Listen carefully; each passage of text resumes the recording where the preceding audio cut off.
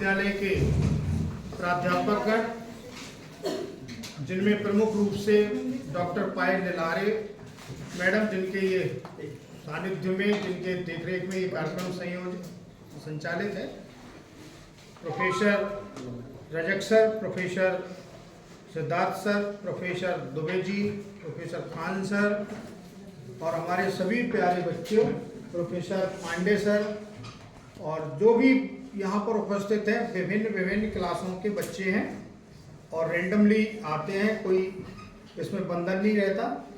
आपको संगोष्ठी में जो विधाएं हैं, भारतीय भाषाएं एवं भारतीय ज्ञान परंपरा, इस पर 2 मिनट, क्योंकि मुश्किल से 5-6 मिनट में हमें ये सब बाइंड अप करना है। मातृभाषा का अस्तित्व एवं चुनौतियाँ, शिक्षा के क्षेत्र में मातृभाषा की भूमिका और प्रश्न मंच के दौरान मातृभाषा और राष्ट्रीय परिदृश्य। टोटल मिलाकर के जो 4 विधाएं हैं, इनमें मातृभाषा को ज़्यादा फोकस किया गया है। और मातृभाषा वो भाषा होती है जो हमारी माँ बोलती है। जो मातृभाषा, जैसे हम हिंदी भाषी क्षेत्र में हिंदी को कहते हैं मातृभाषा, अन्य प्रदेशों में जो वहाँ की भाषा होगी तो कन्नड़ वालों को कन्नड़ मातृभाषा होगी, तमिल तेलुगु वालों को तमिल तेलुगु भाषा होती होगी, इंग्लिश वालों को इंग्लिश मातृभाषा होती है। हम लोगों की भाषा हिंदी है, तो हिंदी के भाषा पर आधारित जो ये प्रतियोगिताएं संचालित कर रहे हैं हम लोग, या भारत सरकार के माध्यम से, एमपी गवर्नमेंट के सौजन्य से, तो कोई ना कोई चिंता का विषय है। और चिंता का विषय ये है कि हम लोग जिस वर्ल्ड में रह रहे हैं, ग्लोबलाइजेशन का युग है ये। इस ग्लोबलाइजेशन के युग में भाषाएं विकृत होती चली जा रही हैं। जितनी मातृभाषाएं हैं उन सब में विकृतियां आती जा रही हैं, और विकृतियां भाषाओं में नहीं आती जा रही, सीखने वालों में आ रही हैं और बोलने वालों में आ रही, लिखने वालों में आ रही हैं। हम हिंदी भाषा की बात करें तो अभी 2 पेज का निबंध आप जब भी लिखेंगे और हम जब जांचेंगे, अगर विशुद्ध हिंदी जानने वाला आदमी अगर उनको जांच दे तो 2 पेज के में आपकी सैकड़ों गलतियां निकल आती है। मात्रा संबंधी, विचार संबंधी तो अलग कर दीजिए, मात्रा संबंधी ही गलतियां सैकड़ों निकल आएगी, और जिसके आधार पर आपका परीक्षाओं का मूल्यांकन होता है। चाहे वो मौखिक परीक्षा हो, चाहे लिखित परीक्षा हो, आपका अगर प्रोनाउंसिएशन गलत है, उच्चारण गलत है, तो आपकी नकारात्मक मूल्यांकन होगा। आपने लेखन किया है, आप लोग परीक्षाओं में कहते हैं सर हमने तो पूरी कॉपी भर दी थी, इतने ही मार्क्स क्यों रह गए? ये नहीं आपने विचार किया कि उसमें भाषाई त्रुटियां हो सकती हैं, आपकी भाषाई मात्राएं गलत हो सकती हैं। हिंदी हो, आपकी राजनीति हो, इतिहास हो, कॉपी भरना मात्र आपका लक्ष्य नहीं होना चाहिए, वरना कॉपी भरने से अच्छे मार्क्स आते हैं। आपके अच्छे मार्क्स आते हैं अच्छी भाषा का प्रयोग किया गया हो। तो ये जो भारतीय भाषाएं हैं एवं भारतीय ज्ञान परंपरा है, ये परंपरा से क्या तात्पर्य है ये बताऊंगा। परंपरा का मतलब है कि देश काल परिस्थितियों के अनुसार शिक्षण पद्धतियां बदलती रहती हैं, शिक्षा के स्रोत बदलते रहते हैं, शिक्षा के तौर तरीके बदलते रहते हैं। एक समय हम लोग खड़िया से लिखते थे, ब्लैक बोर्ड होते थे। अब आप शायद किसी भी स्कूल में ब्लैक बोर्ड और खड़िया नहीं मिलेगी, चौक मिल जाएगा, और ब्लैक बोर्ड अब ग्रीन बोर्ड में चेंज हो गया। ग्रीन बोर्ड धीरे धीरे डिजिटल बोर्ड में आ गए हैं। उंगली ऐसे लिखो बढ़िया, वहीं से मिट जाता है, ना डस्टर की ज़रूरत ना चौक की ज़रूरत। तो एक और हम बहुत तरक्की कर रहे हैं साइंस में और तकनीकी में, विज्ञान और तकनीकी में। निश्चित तौर पर उसमें आप लोग हमसे कुछ मामलों में आगे हैं। जब हमें मोबाइल से कोई ज़रूरत पड़ती है, टेक्निकल जब हमें कोई सपोर्ट लेना होता है, तो आप लोगों की मदद लेते हैं। लगभग सारे टीचर जितने हम लोग थोड़े सीनियर हैं, उनको बिल्कुल नई तकनीकी से आप जितना ज्ञान नहीं है, और मुझे तो सचमुच नहीं है, मैं अपनी पर्सनल होता हूँ, आप लोगों की मदद लेता हूँ। लेकिन इसमें जो भारतीय ज्ञान परंपरा का जो कंसेप्ट है वो ये है कि आपने बहुत सारी चीज़ों को नज़रअंदाज कर दिया है, और जिनसे ही आपका जीवन का निर्माण होना था। साइंस तकनीकी का एक पक्ष प्रबल बना रहे, मजबूत बना रहे, इससे अगर पूरे जीवन का सर्वांगीण विकास हो जाए, संपूर्ण करियर बन जाए, जो आप चाहते हैं वैसे नागरिक बन जाए, जो आप चाहते हैं वैसे सफल आदमी बन जाए, ये संभव नहीं है। वन साइडेड ट्रैफिक नहीं चलाइए आप वन साइडेड ट्रैफिक चला रहे हो, मोबाइल की तकनीकी में जोरदार हो, अच्छी बात है, लेकिन पुस्तकों से कट रहे हो, ये बहुत बुरी बात है।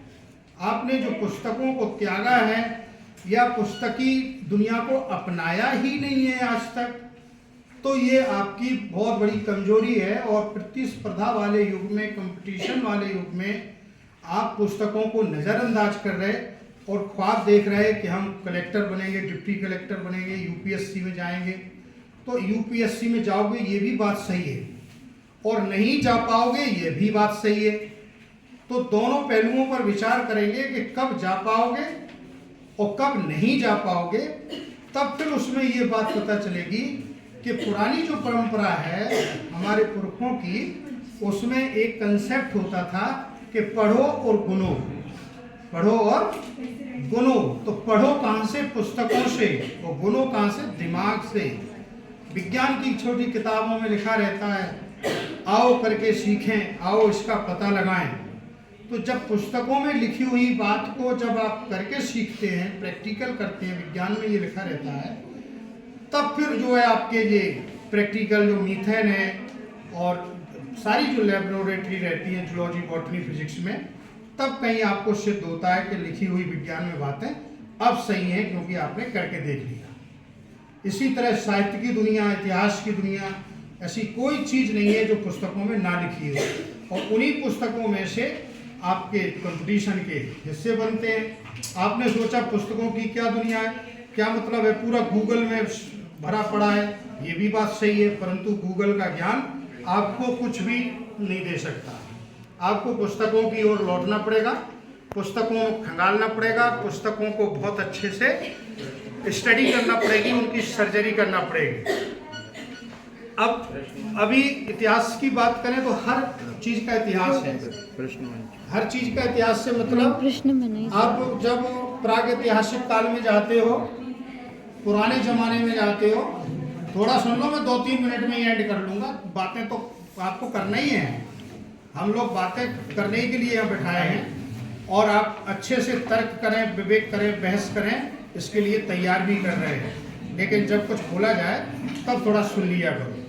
तो पुस्तकों की जब आप सर्जरी करेंगे, पुस्तकों का विच्छेदन करेंगे, तो वहाँ से ज्ञान निकलेगा। एक लाइन में आपके 50 क्वेश्चन तैयार हो जाते हैं, एक कविता की लाइन में, एक कविता की लाइन में, एक उपन्यास की लाइन में, एक ऐतिहासिक घटना से आपके 20 प्रश्न होते हैं। तो भारतीय ज्ञान परंपरा के माध्यम से आप वैदिक काल से पहले का काल, प्रागैतिहासिक काल, आप लौह युग, पाषाण युग, आप बनेलापन, आप कृषि युग, आप जो है ये अपना आधुनिक युग, और पोस्ट मॉडर्निज्म जिसको कहते हैं, अति आधुनिक युग, जो साइंस और तकनीकी का युग है, इन सब का सफ़र करिए पुस्तकों के माध्यम से। बहुत आनंद आता है पढ़ाई में, बहुत ही आनंद आता है। क्वेश्चनों में मेहनत नहीं करनी पड़ती, न क्वेश्चन रटने पड़ते। आप अगर पढ़ोगे और गुनोगे तो आपके अनायास ऑटोमेटिक, ये कंप्यूटर है सबसे बड़ा, लोग कहते हैं ना जो करता सो ऊपर वाला करता है, ये ऊपर वाला यही है, ये ऊपर वाला पूरे जो शरीर का पार्ट है इसमें सबसे बड़ा ऊपर वाला यही है। इसने जो डिसाइड कर लिया मजिस्ट्रेट बनना है तो मजिस्ट्रेट ही बनेगा, इसमें मजिस्ट्रेट बैठता है। तो इस ऊपर वाले का सही उपयोग करो। और भारत की जो ज्ञान परंपरा है, भारत की ज्ञान परंपरा से तात्पर्य यह है कि भारत का ज्ञान पूरे विश्व में पहुंचा है। जितनी ज्योतिष विद्या है, जितना घूर्णन गति है, पृथ्वी कितने मिनट, कितने सेकंड, कितने पल में चक्कर लगा लेती है, ये भारतीय ज्ञान परंपरा की खोज है। कब ग्रहण पड़ना है, सूर्य ग्रहण, कब चंद्र ग्रहण पड़ना है, एक सेकंड का, एक पल का भी डिफरेंस नहीं आता। जितना बजे फिक्स कर दिया है वो लिखा है हमारी किताबों में, उसी समय आज भी पड़ता है। उन चीज़ों में आपको जाना पड़ेगा। गूगल में तो वो बातें हैं कि जो आप और हम जैसे लोगों ने सीख करके, पढ़ करके उसमें अपलोड कर दिया। ये मुख्य ज्ञान नहीं है, इसको AI कहते हैं, आर्टिफिशियल इंटेलिजेंस। आर्टिफिशियल का मतलब जानते हैं? नकली, बनावटी इंटेलिजेंस है ये।